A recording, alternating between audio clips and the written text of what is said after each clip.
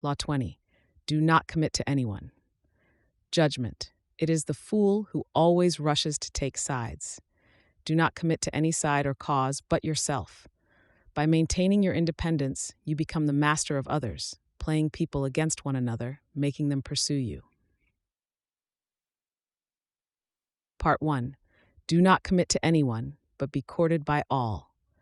If you allow people to feel they possess you to any degree, you lose all power over them. By not committing your affections, they will only try harder to win you over. Stay aloof, and you gain the power that comes from their attention and frustrated desire. Play the Virgin Queen. Give them hope, but never satisfaction. Observance of the law. When Queen Elizabeth I ascended the throne of England in 1558, there was much to do about her finding a husband. The issue was debated in Parliament and was a main topic of conversation among Englishmen of all classes.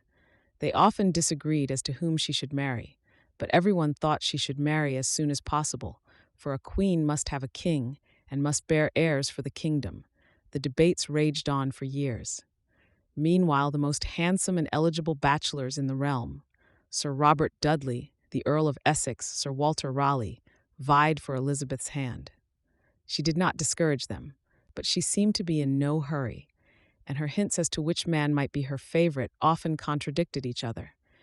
In 1566, Parliament sent a delegation to Elizabeth urging her to marry before she was too old to bear children. She did not argue, nor did she discourage the delegation, but she remained a virgin nonetheless. The delicate game that Elizabeth played with her suitors slowly made her the subject of innumerable sexual fantasies and the object of cultish worship. The court physician, Simon Forman, used his diary to describe his dreams of deflowering her. Painters represented her as Diana and other goddesses. The poet Edmund Spenser and others wrote eulogies to the Virgin Queen. She was referred to as the world's empress, that virtuous Virgo who rules the world and sets the stars in motion. In conversation with her, her many male suitors would employ bold sexual innuendo, a dare that Elizabeth did not discourage. She did all she could to stir their interest and simultaneously keep them at bay. Throughout Europe, kings and princes knew that a marriage with Elizabeth would seal an alliance between England and any nation. The King of Spain wooed her, as did the Prince of Sweden and the Archduke of Austria. She politely refused them all.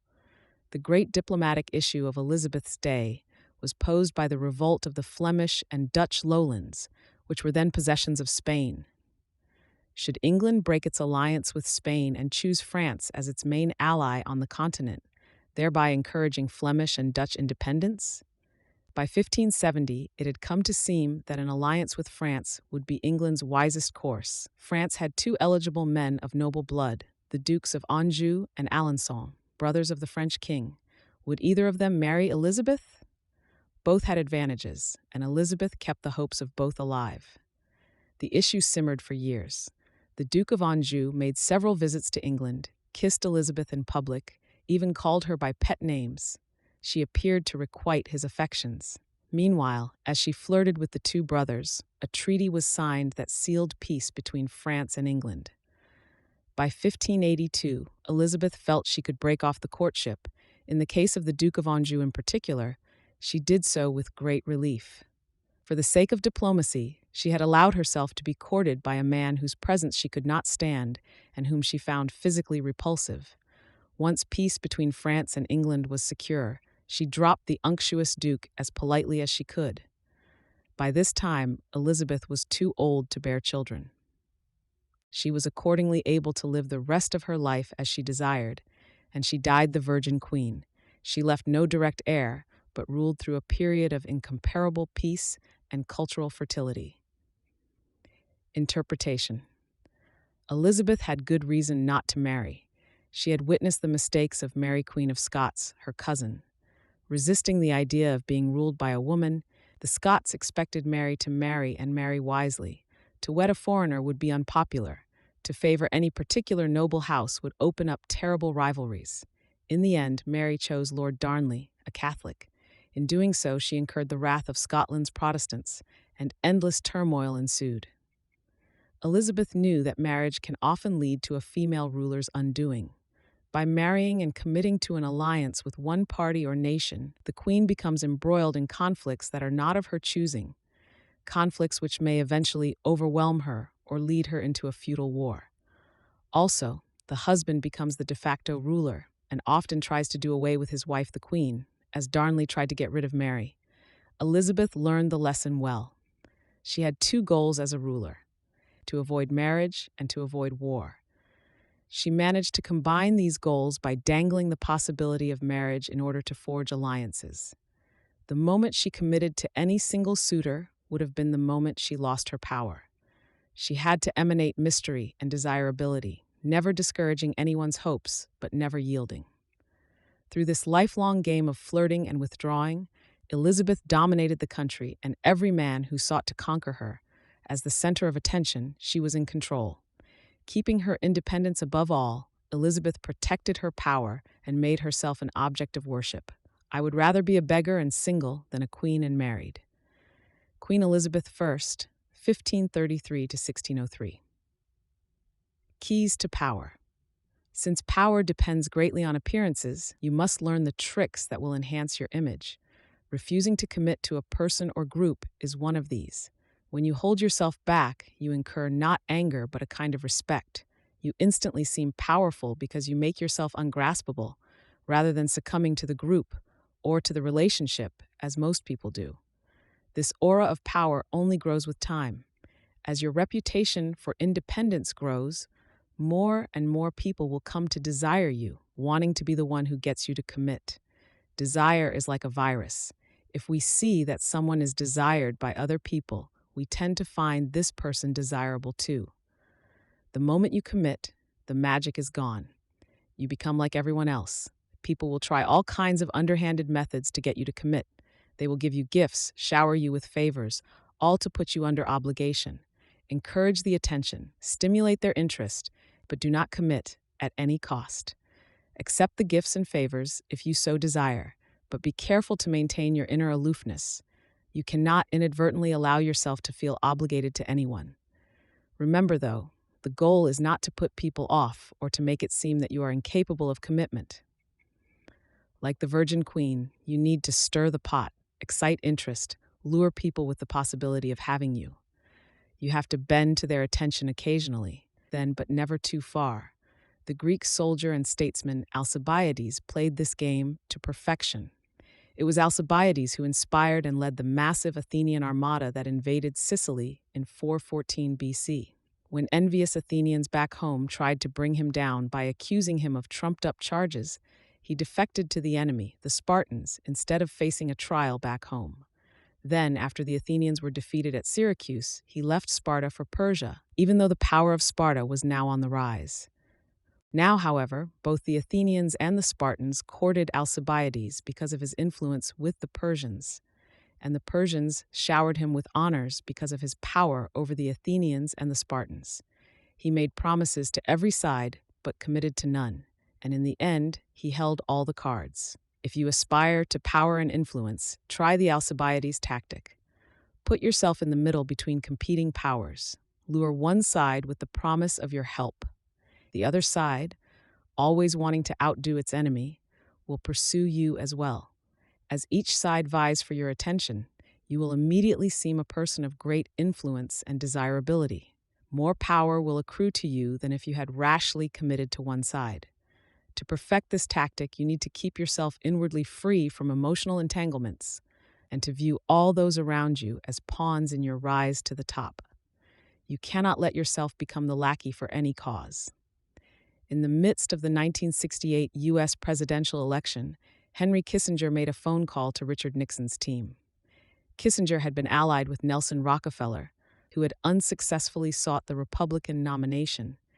Now, Kissinger offered to supply the Nixon camp with valuable inside information on the negotiations for peace in Vietnam that were then going on in Paris. He had a man on the negotiating team, keeping him informed of the latest developments. The Nixon team gladly accepted his offer.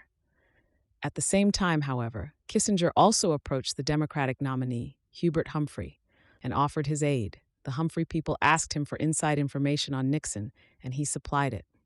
"Look," Kissinger told Humphrey's people, I've hated Nixon for years. In fact, he had no interest in either side. What he really wanted was what he got: the promise of a high-level cabinet post from both Nixon and Humphrey. Whichever man won the election, Kissinger's career was secure. The winner, of course, was Nixon, and Kissinger duly went on to his cabinet post. Even so, he was careful never to appear too much of a Nixon man. When Nixon was reelected in 1972, men much more loyal to him than Kissinger were fired.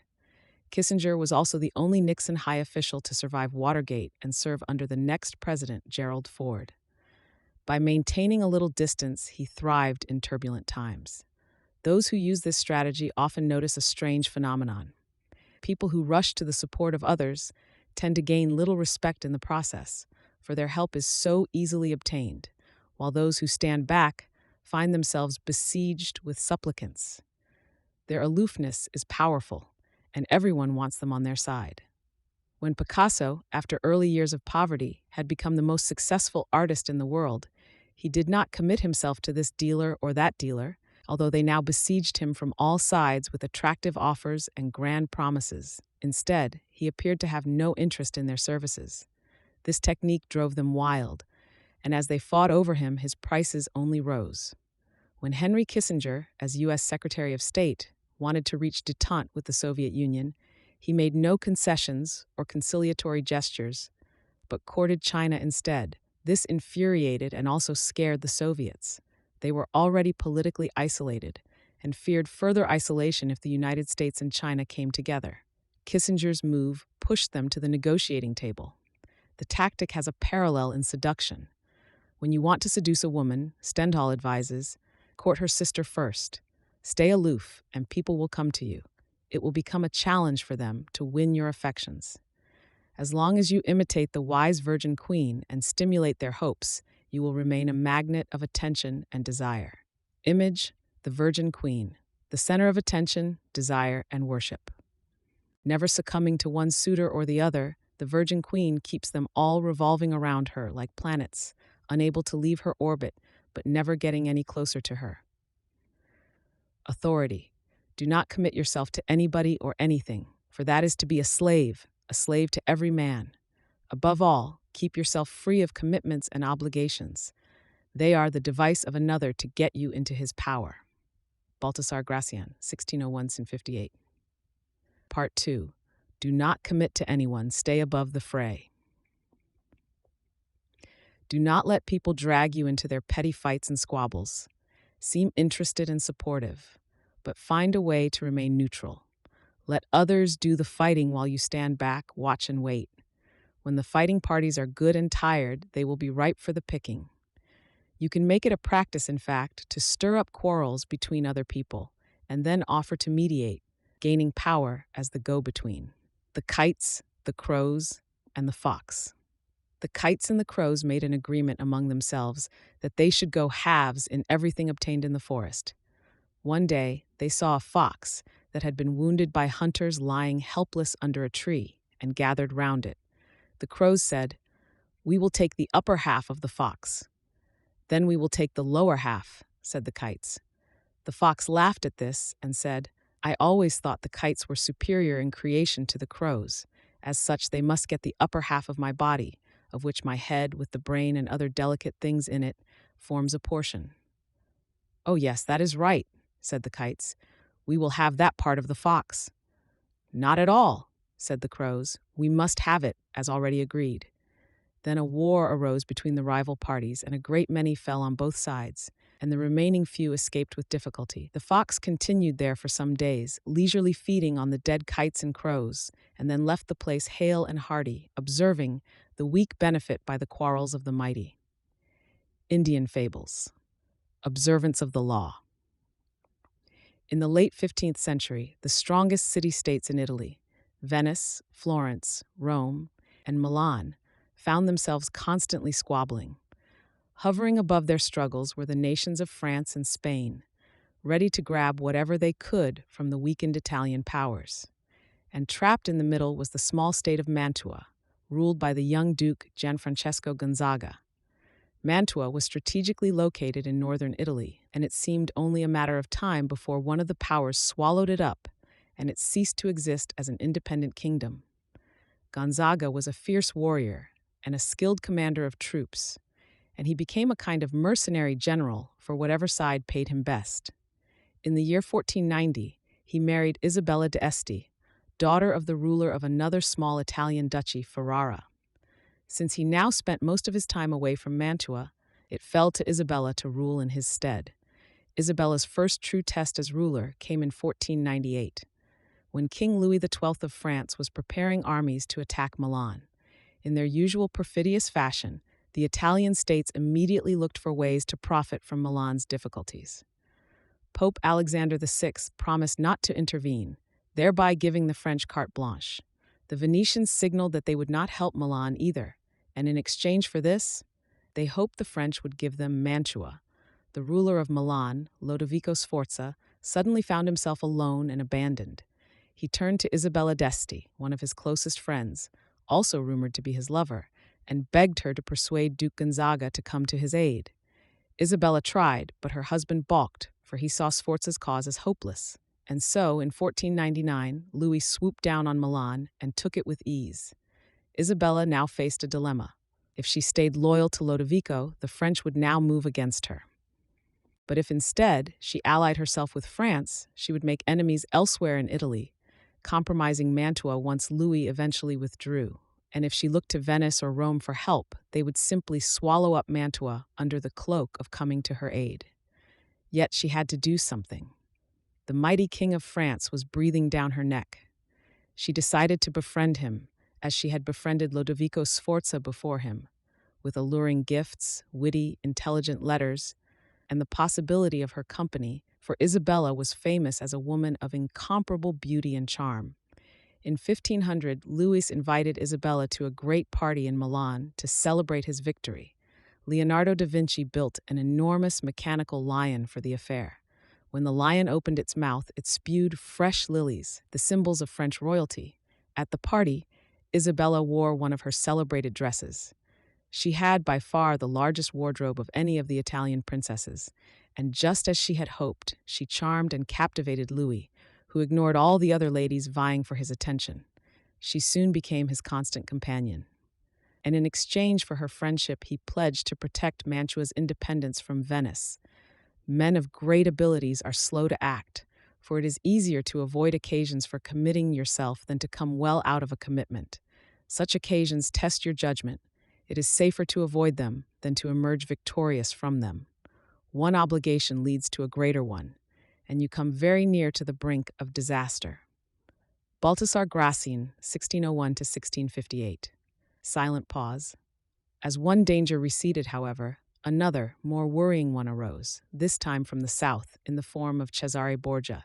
Starting in 1500, Borgia had marched steadily northward, gobbling up all the small kingdoms in his path in the name of his father, Pope Alexander. Isabella understood Cesare perfectly. He could be neither trusted nor in any way offended. He had to be cajoled and kept at arm's length. Isabella began by sending him gifts: falcons, prize dogs, perfumes, and dozens of masks, which she knew he always wore when he walked the streets of Rome. She sent messengers with flattering greetings, although these messengers also acted as her spies. At one point, Cesare asked if he could house some troops in Mantua. Isabella managed to dissuade him politely, knowing full well that once the troops were quartered in the city, they would never leave. Even while Isabella was charming Cesare, she convinced everyone around her to take care never to utter a harsh word about him, since he had spies everywhere and would use the slightest pretext for invasion. When Isabella had a child, she asked Cesare to be the godfather. She even dangled in front of him the possibility of a marriage between her family and his. Somehow it all worked, for although elsewhere he seized everything in his path, he spared Mantua. In 1503, Cesare's father, Alexander, died, and a few years later the new pope, Julius II, went to war to drive the French troops from Italy. When the ruler of Ferrara, Alfonso, Isabella's brother, sided with the French, Julius decided to attack and humble him. Once again, Isabella found herself in the middle, the pope on one side, the French and her brother on the other. She dared not ally herself with either, but to offend either would be equally disastrous. Again, she played the double game at which she had become so expert. On the one hand, she got her husband Gonzaga to fight for the Pope, knowing he would not fight very hard. On the other, she let French troops pass through Mantua to come to Ferrara's aid. While she publicly complained that the French had invaded her territory, she privately supplied them with valuable information. To make the invasion plausible to Julius, she even had the French pretend to plunder Mantua. It worked once again. The Pope left Mantua alone. In 1513, after a lengthy siege, Julius defeated Ferrara, and the French troops withdrew. Worn out by the effort, the Pope died a few months later. With his death, the nightmarish cycle of battles and petty squabbles began to repeat itself. A great deal changed in Italy during Isabella's reign. Popes came and went, Cesare Borgia rose and then fell, Venice lost its empire, Milan was invaded, Florence fell into decline, and Rome was sacked by the Habsburg Emperor Charles V. Through all this, tiny Mantua not only survived but thrived. Its court the envy of Italy. Its wealth and sovereignty would remain intact for a century after Isabella's death in 1539. The Eagle and the Sow. An eagle built a nest on a tree and hatched out some eaglets, and a wild sow brought her litter under the tree. The eagle used to fly off after her prey and bring it back to her young, and the sow rooted around the tree and hunted in the woods. And when night came, she would bring her young something to eat. And the eagle and the sow lived in neighborly fashion, and a grimalkin laid her plans to destroy the eaglets and the little sucking pigs. She went to the eagle and said, "Eagle, you had better not fly very far away. Beware of the sow. She is planning an evil design. She is going to undermine the roots of the tree. You see, she is rooting all the time." Then the grimalkin went to the sow and said, "Sow, you have not a good neighbor. Last evening I heard the eagle saying to her eaglets, 'My dear little eaglets, I am going to treat you to a nice little pig. Just as soon as the sow is gone, I will bring you a little young sucking pig.'" From that time, the eagle ceased to fly out after prey, and the sow did not go any more into the forest. The eaglets and the young pigs perished of starvation, and Grimalkin feasted on them. Fables. Leo Tolstoy, 1828-1910. Silent pause. Interpretation. Isabella d'Este understood Italy's political situation with amazing clarity. Once you took the side of any of the forces in the field, you were doomed. The powerful would take you over, the weak would wear you down. Any new alliance would lead to a new enemy, and as this cycle stirred up more conflict, other forces would be dragged in, until you could no longer extricate yourself. Eventually, you would collapse from exhaustion. Isabella steered her kingdom on the only course that would bring her safely through. She would not allow herself to lose her head through loyalty to a duke or a king, nor would she try to stop the conflict that raged around her. That would only drag her into it. And in any case, the conflict was to her advantage. If the various parties were fighting to the death and exhausting themselves in the process, they were in no position to gobble up Mantua. The source of Isabella's power was her clever ability to seem interested in the affairs and interests of each side, while actually committing to no one but herself and her kingdom. Once you step into a fight that is not of your own choosing, you lose all initiative. The combatants' interests become your interests. You become their tool. Learn to control yourself, to restrain your natural tendency to take sides and join the fight. Be friendly and charming to each of the combatants, then step back as they collide. With every battle, they grow weaker, while you grow stronger with every battle you avoid. When the snipe and the mussel struggle, the fisherman gets the benefit. Keys to power. To succeed in the game of power, you have to master your emotions. But even if you succeed in gaining such self-control, you can never control the temperamental dispositions of those around you, and this presents a great danger. Most people operate in a whirlpool of emotions, constantly reacting, churning up squabbles and conflicts. Your self-control and autonomy will only bother and infuriate them. They will try to draw you into the whirlpool, begging you to take sides in their endless battles or to make peace for them. If you succumb to their emotional entreaties, little by little you will find your mind and time occupied by their problems. Do not allow whatever compassion and pity you possess to suck you in. You can never win in this game. The conflicts can only multiply. On the other hand, you cannot completely stand aside, for that would cause needless offense. To play the game properly, you must seem interested in other people's problems, even sometimes appear to take their side. But while you make outward gestures of support, you must maintain your inner energy and sanity by keeping your emotions disengaged. No matter how hard people try to pull you in, never let your interest in their affairs and petty squabbles go beyond the surface. Give them gifts, listen with a sympathetic look. Even occasionally play the charmer, but inwardly keep both the friendly kings and the perfidious Borgias at arm's length. By refusing to commit and thus maintaining your autonomy, you retain the initiative. Your moves stay matters of your own choosing, not defensive reactions to the push and pull of those around you. The price of envy. While a poor woman stood in the marketplace selling cheeses, a cat came along and carried off a cheese. A dog saw the pilferer and tried to take the cheese away from him. The cat stood up to the dog, so they pitched into each other. The dog barked and snapped. The cat spat and scratched, but they could bring the battle to no decision. "Let's go to the fox and have him referee the matter," the cat finally suggested. "Agreed," said the dog. So they went to the fox. The fox listened to their arguments with a judicious air. "Foolish animals." He chided them. "Why carry on like that? If both of you are willing, I'll divide the cheese in two and you'll both be satisfied." "Agreed," said the cat and the dog. So the fox took out his knife and cut the cheese in two, but instead of cutting it lengthwise, he cut it in the width. "My half is smaller," protested the dog. The fox looked judiciously through his spectacles at the dog's share. "You're right, quite right," he decided, so he went and bit off a piece of the cat's share. "That will make it even," he said. When the cat saw what the fox did, she began to yowl. "Just look, my part's smaller now." The fox again put on his spectacles and looked judiciously at the cat's share. "Right you are," said the fox. "Just a moment, and I'll make it right." And he went and bit off a piece from the dog's cheese.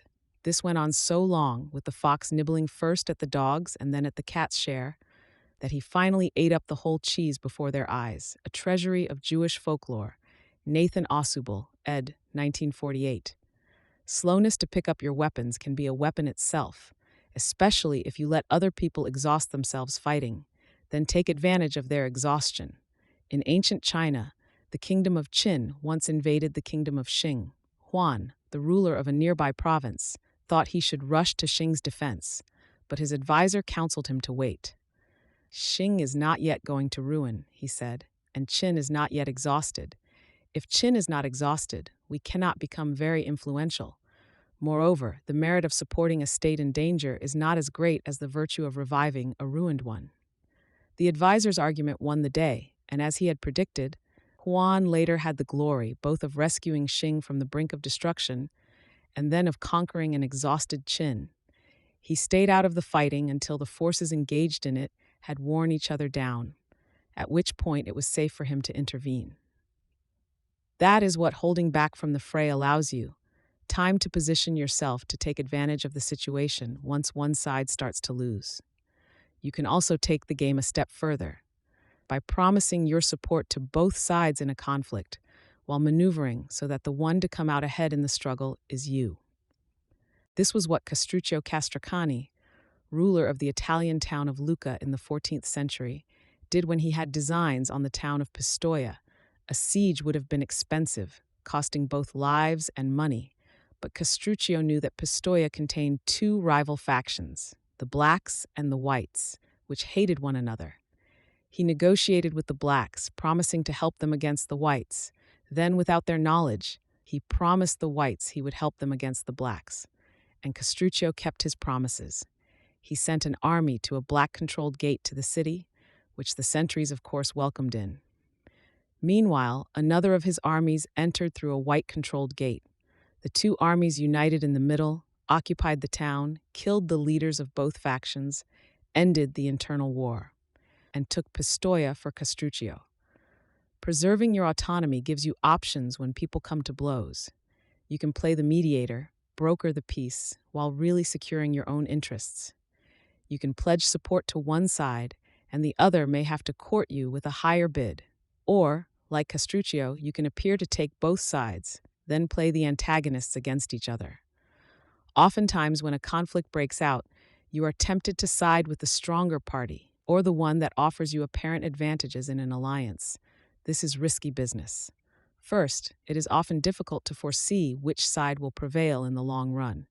But even if you guess right and ally yourself with the stronger party, you may find yourself swallowed up and lost, or conveniently forgotten when they become victors.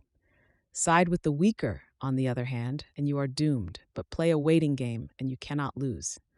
In France's July Revolution of 1830, after 3 days of riots, the statesman Talleyrand, now elderly, sat by his Paris window, listening to the pealing bells that signaled the riots were over. Turning to an assistant, he said, "Ah, the bells, we're winning." "Who's we, mon prince?" the assistant asked. Gesturing for the man to keep quiet, Talleyrand replied, "Not a word. I'll tell you who we are tomorrow." He well knew that only fools rush into a situation, that by committing too quickly, you lose your maneuverability. People also respect you less. Perhaps tomorrow, they think, you will commit to another, different cause, since you gave yourself so easily to this one.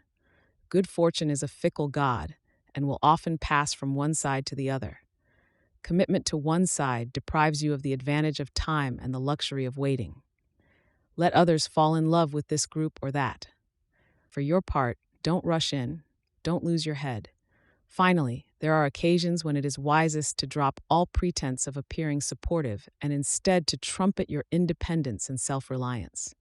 The aristocratic pose of independence is particularly important for those who need to gain respect. George Washington recognized this in his work to establish the young American Republic on firm ground. As president, Washington avoided the temptation of making an alliance with France or England, despite the pressure on him to do so. He wanted the country to earn the world's respect through its independence. Although a treaty with France might have helped in the short term, in the long run he knew it would be more effective to establish the nation's autonomy. Europe would have to see the United States as an equal power. Remember, you have only so much energy and so much time. Every moment wasted on the affairs of others subtracts from your strength. You may be afraid that people will condemn you as heartless, but in the end, maintaining your independence and self-reliance will gain you more respect and place you in a position of power from which you can choose to help others on your own initiative. Image, a thicket of shrubs. In the forest, one shrub latches onto another, entangling its neighbor with its thorns, the thicket slowly extending its impenetrable domain. Only what keeps its distance and stands apart can grow and rise above the thicket. Authority. Regarded as more courageous not to become involved in an engagement than to win in battle, and where there is already one interfering fool, take care that there shall not be two. Baltasar Gracian, 1601 to 1658. Reversal. Both parts of this law will turn against you if you take it too far. The game proposed here is delicate and difficult. If you play too many parties against one another, they will see through the maneuver and will gang up on you. If you keep your growing number of suitors waiting too long, you will inspire not desire but distrust. People will start to lose interest. Eventually, you may find it worthwhile to commit to one side, if only for appearance's sake, to prove you are capable of attachment. Even then, however, the key will be to maintain your inner independence, to keep yourself from getting emotionally involved. Preserve the unspoken option of being able to leave at any moment and reclaim your freedom if the side you are allied with starts to collapse. The friends you made while you were being courted will give you plenty of places to go once you jump ship.